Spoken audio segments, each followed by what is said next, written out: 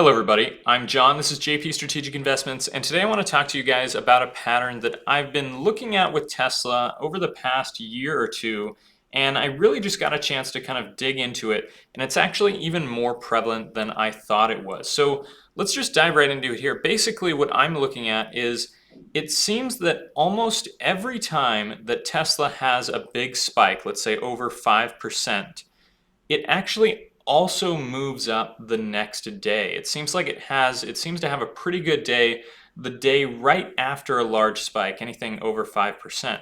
And so what I did here, basically I went kind of about the last year and a half or so and just went through every time that the stock had jumped 5% or more and looked at what happened the day after. And if you look at all of these circles are days that the stock went up 5% and then the next day the stock went up even further. And the X's are the times when the stock went up over 5% and then the next day it went down. Or it didn't, yeah, basically it didn't go up. And you can see there are only two X's here, and there are a total of 21 times over the last year and a half or so, just what I could fit on my screen here, that the stock has moved up more than 5% in one day. So that is 19 out of the last 21 times that the stock has moved up 5%. The stock has also moved up again the next day. That's over 90% of the time. So this seems to be pretty predictable. And just let me kind of look at some of these to show you exactly what I mean. And I want to be clear here because some of you guys, if you want to go check this out on your own, you're obviously more than welcome to do that, and I would love any feedback that you guys want to give me. But I do want to clarify, I'm not necessarily saying that the stock closes in the positive the next day after the 5% jump. What I'm saying is that the high for the next day is higher than the close of the day where it moved up more than 5%. So a great example is here. Obviously the day that Tesla announced or that we got the announcement of the 100,000 Model 3 order from Hertz and some upgrades and things like that, the stock moves up 12.66%. Obviously the next day it closed down just a little bit, 0.63%. You can see when I hover my mouse over here, you can see right up here the open, high, low, and close for that day, and also the dollar move and the percentage move. So we have 12.66% here. The next day it closed down. But as we all know, if you've been watching Tesla stock, and you can see from the wick of the candle here, which, by the way, if you don't quite understand how candlestick charts work, I really recommend looking into them. They can show you a lot more data, for example, like this wick, than a standard line chart. And if you're doing any sort of technical analysis, or even if you just want to get a feel for where a stock has been, they're really helpful. I'll put a link in the info card above and maybe the description as well to a video where I kind of break down the basics of how to understand candlestick charts. But back to it here, basically, the stock went up 12.66%. The next day, the high was, which you can see over here, again, when I hover my mouse over here, the high was $1,094.94. Well, the close of this day where it went up 12.66% was 1,024. So that's 1,024 all the way up to 1,094. That's about like a 7% jump there or so that it was up the next day. So this is what we're looking at. Basically, does the stock continue to move up at least at some point in the following day?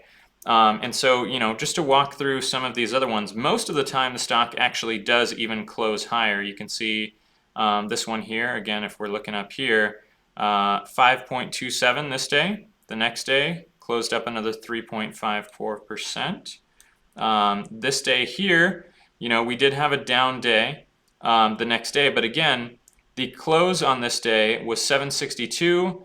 The high for this day was 780. So that's $18 higher that the stock moved the next day for the high. So, that's still, even right there, like a 2.5–3% move that it moved up before it did end up closing down.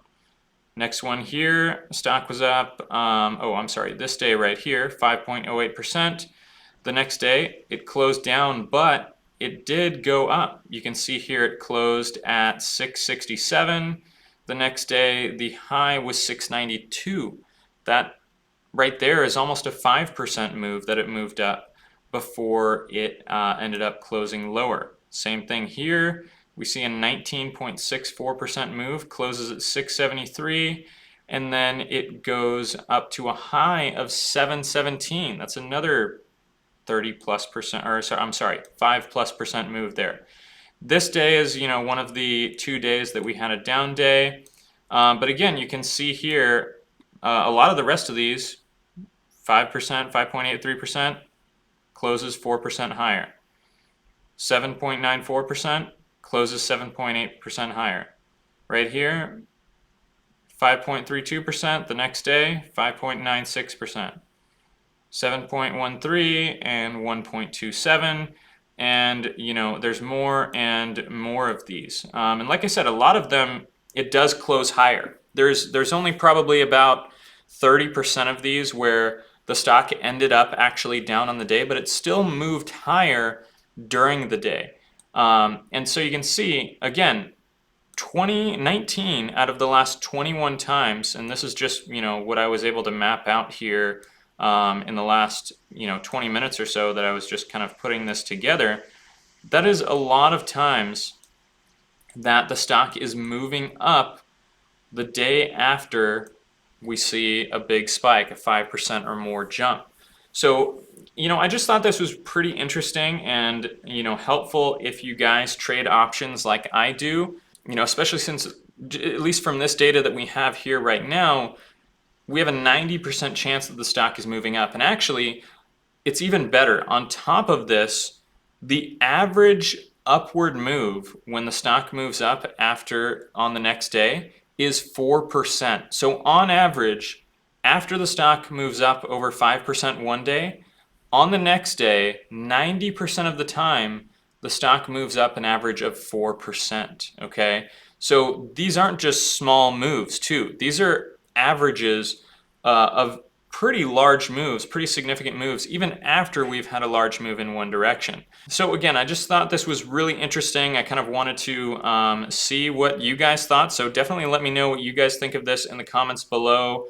If there's any factors that you think I'm leaving out or I'm missing here, definitely leave those in the comments as well.